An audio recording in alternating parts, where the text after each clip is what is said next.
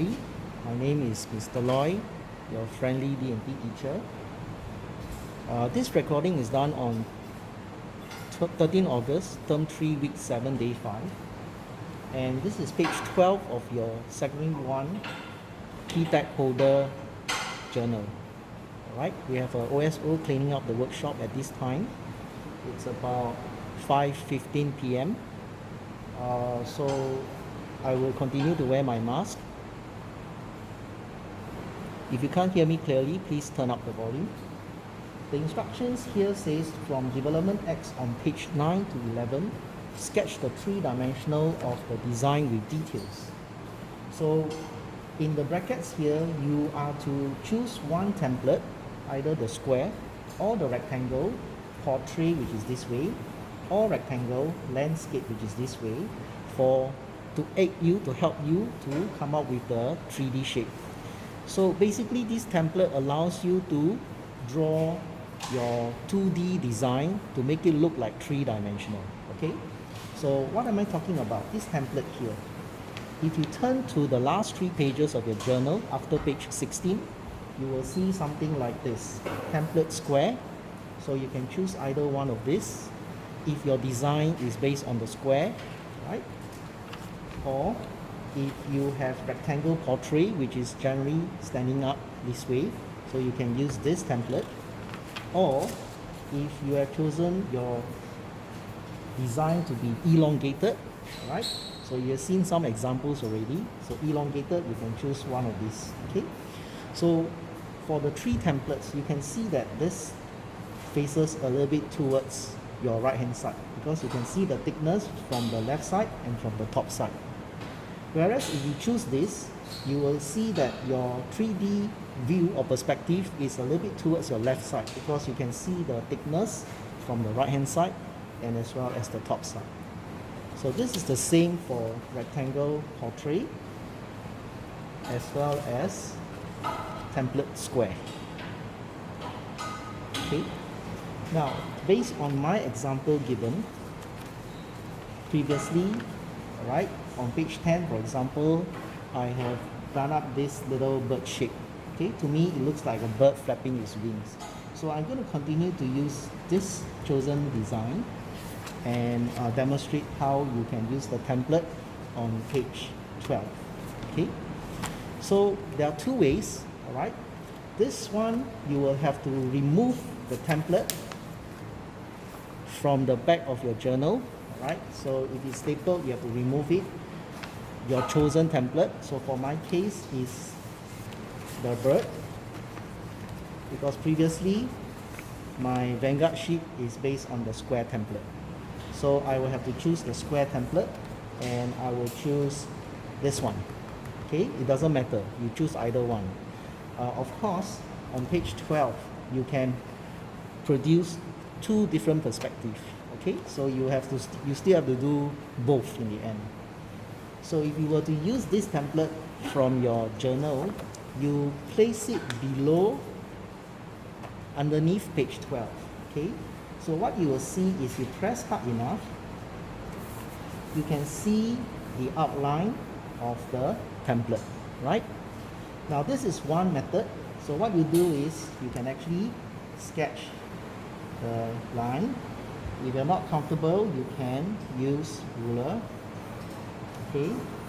Now what I am doing is I'm just tracing over. Yes, the word is tracing over the template so that this template can be reused over and over again.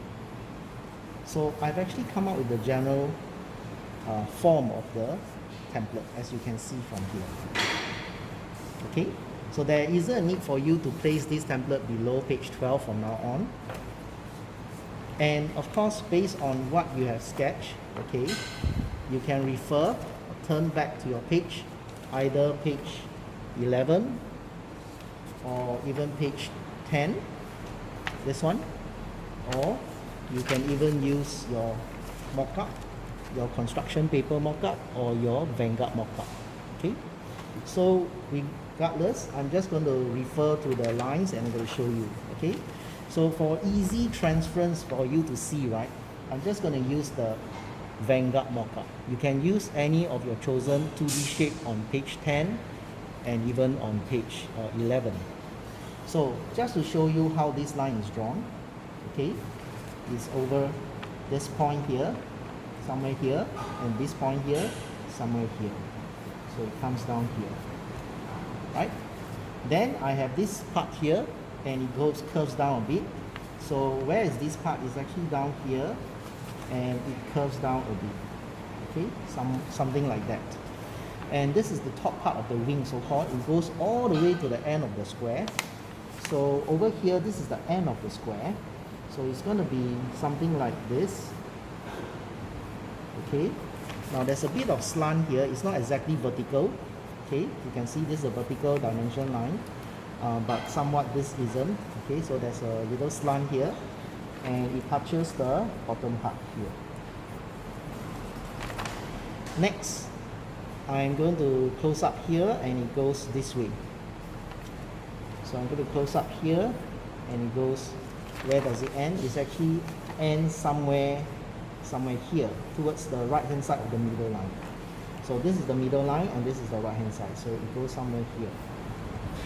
Okay, so you can darken the lines to define it. Now I'm not done, so I need to continue to sketch the base, and it goes up this way. So it's not all the way to the corner, but it actually goes up this way. Okay, and last but not least, this part here, and we close up with the shape. So of course you can come down from here, which is this part, and it goes down this way.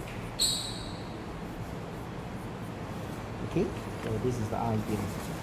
Now the difference between this and this one is, this is two-dimensional, and now this one is actually a little bit skewed, okay, tilted to this side, towards the left hand side.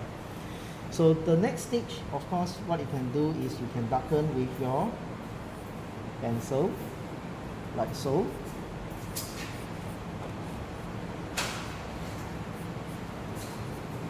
And how do you create the three-dimensional view is, can you see this thickness here? So you mimic, all right? So actually this line goes this way, this one goes this way. So over here, there's some thickness that you can show, okay? Now what about this part? It actually is a bit straight, and it curves down, okay? Now where does it curve to? You remember this thickness, it has to be replicated here. So that's about where it is, and you curve it down. Then this part here will go to this end. So this is the point, and this is where you start off, and you just go taper off. Okay, like so. Now this part here, it also mimics this line, it's parallel. Okay, likewise here parallel. So it's going to hit here, that is the maximum thickness. And of course you parallel this line coming down, so I'm going to do so here. Okay. Now as far as possible in this video, you can see that I try my best not to rotate the paper, so I have to move my hand accordingly. Okay. Now this part here, the thickness, remember, so that's about this way, this much here. And of course you're going to mimic this, okay, until where? Until this point where you parallel it, you can still see a bit of it. So this is the starting point. Okay, it's a little bit off, so I'm just going to make a little bit of minor adjustment here, and it goes back down here. Okay, so this is what you see. And because of that, this one, if you can use a straight edge to help you, because it's just too narrow. So you can actually use this line to help you to show you. Okay, so you can clean off some of the edges.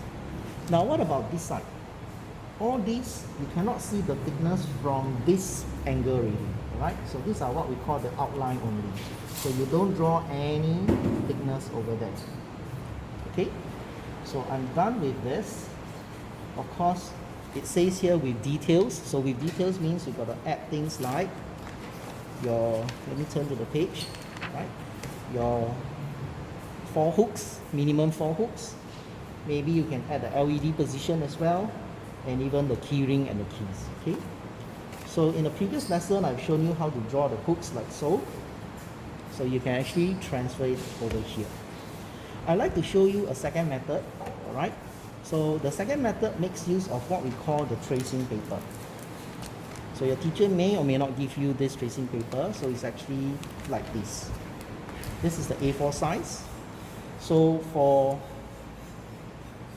those who have the tracing paper, what you do is you make sure that the tracing paper covers the square. In this case for me, yours could be rectangle, or you can place this one over here. Alright, so I'm just going to align it with the short edge here and the long edge here, so that it's easy for me to transfer the template later.